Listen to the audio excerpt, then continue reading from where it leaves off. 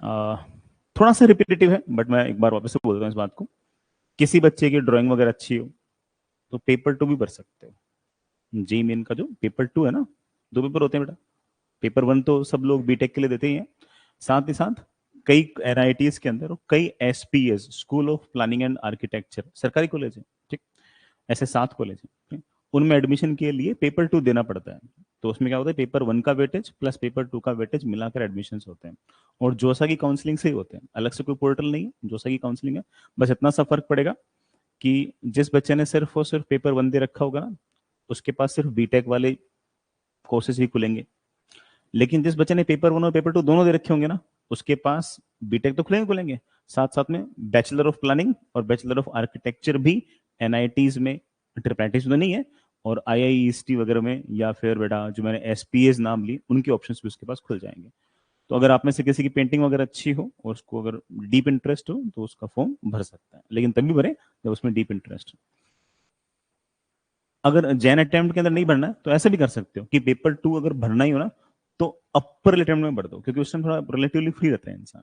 तो किसी के पास अगर ऐसा लगता हो तो भर सकते हैं। SPA Delhi is extremely good college, है ना, जो मतलब आईआईटीज के बाद में जो बेस्ट कॉलेज है प्लानिंग और आर्किटेक्चर की, बेटा वो एसपीए दिल्ली है, school of planning and architecture, good college, ठीक है। हालांकि जैसे मतलब ठीक है, तुम तो थोड़े से बच्चे हो तो तुम कई बार क्या था, तुम नाम के पीछे ज्यादा भागते हो, है ना, कि भाई ऐसा आईआईटी हो गया तो वो एक टैग होता है ना, उसके पीछे ज्यादा भागते हो। अदरवाइज जैसे हम थोड़े बड़े होते हैं, मेच्योर होते हैं, तो इस बात का आइडिया लगता है कि ना, नाम से ज्यादा ये इंपॉर्टेंट है कि मैं ऐसी कॉलेज में रहूं या फिर ऐसी जगह रहूं, ऐसी चीज पढ़ूं जैसे मेरा मन लगे। तो तुम्हें से किसी का सीरियसली अगर मान लो कि इस तरफ इंटरेस्ट है, डिजाइनिंग में, प्लानिंग में, आर्किटेक्चर में, तो वो ऐसे ऑप्शंस को खुला रखे। एक मैं यूसीड बेटा बोल ही चुका था, ठीक है, कि यूसीड का फॉर्म भरें। दूसरा बेटा ये वाला ऑप्शन है, ठीक है। तीसरा भी एक ऑप्शन आएगा आर्किटेक्चर एप्टीट्यूड टेस्ट का, जिस दिन जी एडवांस का रिजल्ट आएगा उस दिन।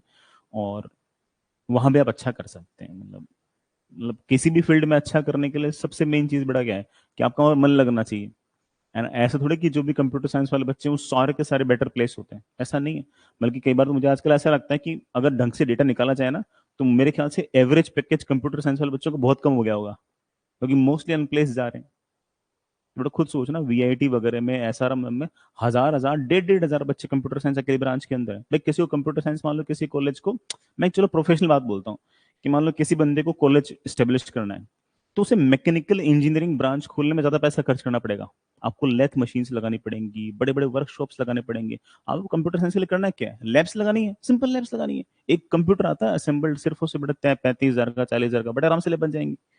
तो कंप्यूटर साइंस की ब्रांच खोलना इजी है। तो आप किसी भी कॉलेज में अगर देख लो कि 2,000 बच्चे, खासतौर से प्राइवेट कॉलेज में 2,000 बच्चे टोटल होते हैं, तो उसमें 1,200 बच्चे तो कंप्यूटर साइंस और कंप्यूटर साइंस अलाइड ब्रांच के होते हैं, बाकी आर्ट्स में सारी ब्रांच होते हैं।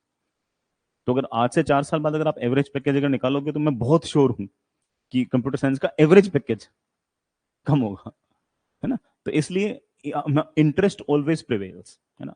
तुम में से कोई ना कोई मेरे ख्याल से मेरी बात को समझ गए होंगे। बट मैं कहना चाह रहा हूँ, तो इंटरेस्ट ऑलवेज प्रिवेल्स, है ना। You don't have to answer anyone, मतलब ऐसा नहीं कि ना मैं अपने घर वालों को क्या जवाब दूंगा, समाज को क्या जवाब दूंगा, फालतू बातें होती है। पढ़ना तेरे को है ना, 4 साल तेरे को किसी सब्जेक्ट का साथ बिताने, उसको क्या फर्क पड़ता है, ठीक है। और पैकेज वैकेज भी एक लिमिट के बाद ना, उनका इतना कोई इतना फर्क नहीं पड़ता, है ना। एक लिमिट तक ही उसका फर्क पड़ता है, उसके बाद इतना ज्यादा फर्क नहीं पड़ता। उसका इस बात का ज्यादा फर्क पड़ता है कि मैं जो चीज कर रहा हूँ मेरा उसमें मन लग रहा नहीं लग रहा। तो इसलिए तुम में से कोई सीरियसली अगर पेंटिंग वेंटिंग में अगर अच्छा हो, तो ये जो मैंने 3 4 ऑप्शंस बताए इसको जरूर परस्यू करना।